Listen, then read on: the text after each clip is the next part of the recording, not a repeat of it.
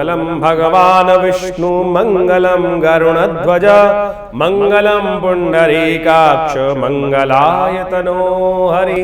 नमस्कार, स्वागत है आपका आचार्य वाणी में। मैं आचार्य डॉक्टर विक्रमादित्य आपके साथ हूँ और आज हम बात करने जा रहे हैं सूर्य पर। सूर्य का परिवर्तन वैसे तो हर महीने होता है, लेकिन हमारे लिए विशेष तौर पर परिवर्तन मीन राशि वालों के लिए परिवर्तन कैसे होने जा रहा है। देखिए मीन राशि वालों, आपके लिए सूर्य जो है वो विशेष तौर पर कहाँ के स्वामी है? षष्ठ भाव के स्वामी है। और छठा भाव जो होता है रिपु स्थान माना जाता है, रोग का स्थान माना जाता है। और छठे भाव से 12वें भाव में सूर्य का परिवर्तन होने जा रहा है। सूर्य के उपायों के अंदर कहा जाता है कि भगवान सूर्य नारायण जो है साक्षात भगवान विष्णु के अवतार माने जाते हैं और अनादि देव हैं। और ये देव ऐसे हैं प्रत्यक्ष देवता माने जाते हैं और नित्यप्रति दर्शन देना ही है इनको। संसार समस्त इन्हीं के कारण से विद्यमान है, प्रत्यक्ष देवता के रूप में इनको जाना जाता है सूर्य और चंद्र को। तो ऐसे में विशेष तौर पर आपकी राशि के अनुसार से समझ लीजिए कि आपकी राशि के अनुसार से जिस प्रकार का योग बन रहा है वो छठे भाव का रिपु स्थान के स्वामी होने के कारण से वो 12वें भाव आपसे 12 राशि से 12वें भाव यानी पंचम भाव में पदार्पण कर रहे हैं। और उस दिन रविवार है तो आप समझ लें जिस दिन संक्रांति हो रही है तो आप सूर्य को पहले दिन ही कंट्रोल कर सकते हैं। इस बात को समझ लीजिए। सूर्य के निमित्त गायत्री का जप करें। सूर्य के देवता गायत्री हैं। असिसी का गायत्र गायत्री मंत्र में असिसी गायत्री मंत्र से विश्वामित्र ऋषि सूर्य देवता, तो सूर्य इनके देवता हैं। और कहा जाता है कि भगवान सूर्य को प्रसन्न यदि कर लें तो आपके पराक्रम में, कीर्ति में, यश में और बहुत सारी चीज़ों में वृद्धि के अद्भुत योग बन सकते हैं। जो पॉलिटिशियंस होते हैं उनके लिए सबसे इंपॉर्टेंट ग्रह सूर्य माना जाता है। यदि सूर्य किसी राशि में व्यक्ति की जन्मपत्री में शुभ है तो वो अवश्य राजनेता बनने के योग उसके अंदर जन्मकाल से ही विद्यमान हो जाते हैं। तो ऐसे में यदि आपका सूर्य खराब चल रहा है तो उसको ठीक करने के लिए यह अद्भुत तिथि किसी भी राशि के व्यक्ति के लिए बता रहे हैं कि इस दिन विशेष तौर पर सबसे पहले भगवान सूर्य का दर्शन करें, पूजन करें, उनके निमित्त विशेष तौर पर खीर का दान करें, नमक का दान करें और साथ साथ गेहूँ का दान करें। ये समस्त प्रकार के उपाय, बिल्वपत्र का पूजन करना, भगवान पत्र बिलपत्र शिव को अर्पित करना और साथ साथ बेल के फल का दान करना, बेल के फल से यज्ञ करना, ये सारे अनेक प्रकार के उपाय शास्त्र में बताए गए हैं। उन सब को करके आप लाभ ले सकते हैं। खैर अब करेंगे क्या बृहस्पति सूर्य पंचम में जब जाएंगे तो पंचम भाव जो है बुद्धि का भाव है, विद्या का भाव है, संतान का भाव है। तो इन सब में विशेष तौर पर बुद्धि के लिए तो बहुत अच्छा योग बनाने वाले हैं सूर्य। और खासतौर पर कर्क राशि के होकर जब सूर्य रहेंगे तो विद्वान यानी बुद्धि से अच्छे से प्रोफेशनल तरीके से लाभ प्राप्ति के योग बनेंगे। और साथ साथ पूजा पाठ इत्यादि कार्य में आपका मन अच्छा लग सकता है, उसमें अच्छा विशेष तौर पर लाभ होने के योग दिखाई देते हैं। और साथ साथ आपका धन आगमन के योग बनते दिखाई दे रहे हैं सूर्य के परिवर्तन के कारण से। और धन को गुप्त रूप से यानी छुपाकर रखने के योग भी आप बना पाएंगे, ये भी साफ साफ दिखाई देता है। यानी आमतौर पर क्या होता है ना कि धन आता है तो लोग बता दोगे तो कई लोग ले जाएगा, बिल्कुल गुप्त रूप से धन एकत्र होने के योग भी आपकी राशि के अनुसार से बन सकते हैं। और साथ साथ एक बात और योग दिखाई देती है, जिनकी बिटियाएं हैं उनको विशेष तौर पे इस राशि वालों को ध्यान रखने का काम करना चाहिए। थोड़ा बिटिया के लिए थोड़ा समय भारी दिखाई देता है, लेकिन संतान पुत्र के लिए विशेष तौर ये समय अच्छा दिखाई देता है। और ऐसे में आप थोड़े स्वार्थी हो सकते हैं, ये साफ साफ दिखाई दे रहा है। थोड़ी कंजूसियत थोड़ी ज़्यादा बढ़ सकती है धन को एकत्र करने के मामले में, धन को खर्च करने के मामले में। ऐसा योग दिखाई दे रहा है कि 1 महीने के लिए थोड़ा सा धन एकत्र करने में अच्छे से योग बन सकते हैं। कुछ मित्र जो हैं वो आपसे रुष्ट हो सकते हैं, इस बात का भी ध्यान रखना चाहिए।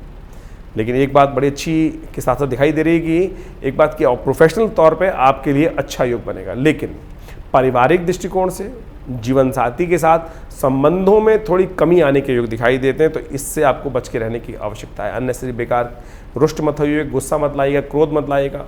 सूर्य बुद्धि में जा रहे हैं, सूर्य उग्र ग्रह हैं, थोड़े से क्रूर ग्रह माने जाते हैं, थोड़े उग्र माने जाते हैं। तो बुद्धि में उग्रता ला देते हैं, थोड़ा क्रोध बढ़ा देते हैं। तो इस सब बातों को आपको ध्यान रखते हुए कार्य करने का प्रयास करना चाहिए, अन्यथा कष्ट में विशेष तौर पे योग बन सकते हैं। विशेष तौर पे यदि हम समझें सौंदर्य प्राप्त करने के लिए अच्छा है आपकी सब चीज़, मतलब सौंदर्य आपका, विशेष तौर पर बुद्धि और रहन सहन, उन सब में परिवर्तन के योग अच्छे दिखाई देते हैं, पॉजिटिव दिखाई देते हैं। लेकिन मित्रों के साथ थोड़ा क्लैश होने के योग दिखाई देते हैं, तो थोड़ा सावधान होकर काम करने की ज़रूरत है आपको।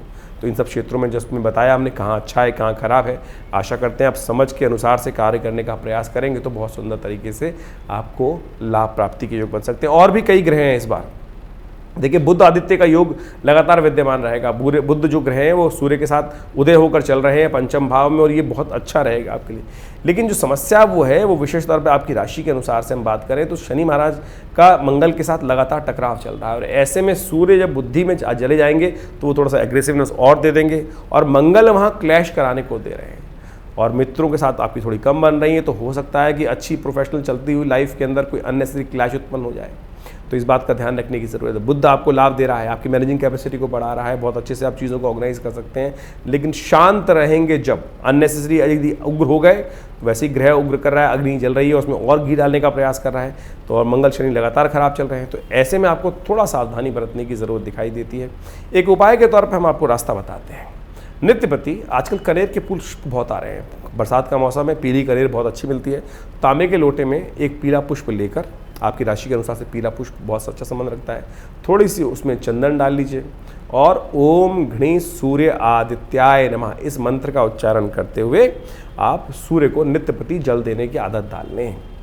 सूर्य से उदय होने से पहले उठें, स्नान करें, और ये ना हो कि सूर्य आपको उठाए, आप सूर्य को उठाने का प्रयास करें। देखिएगा ये बहुत सुंदर उपाय हमने आपको बताया है। यदि एक छोटा सा हींग लगे ना, फिट कर रंग चोखा होगा। यदि आप इस सलाह को मानते हुए कार्य करेंगे तो देखिएगा अच्छा ही अच्छा होगा, खराब सब दूर हो सकता है। अनेक प्रकार की समस्याएं लोगों के जीवन में होती हैं, और लोग हम जब देखते हैं तो कोई पता नहीं कितनी अंगूठी पहन रखा है, कोई कुछ पहन रखा है, अनेक प्रकार के उपाय लाखों रुपए खर्च कर रहे हैं, और ज्योतिषी जी के पास जाना एक विडंबना उत्पन्न कर देता है, लगता है पता नहीं कितने पैसे खर्च हो जाएंगे।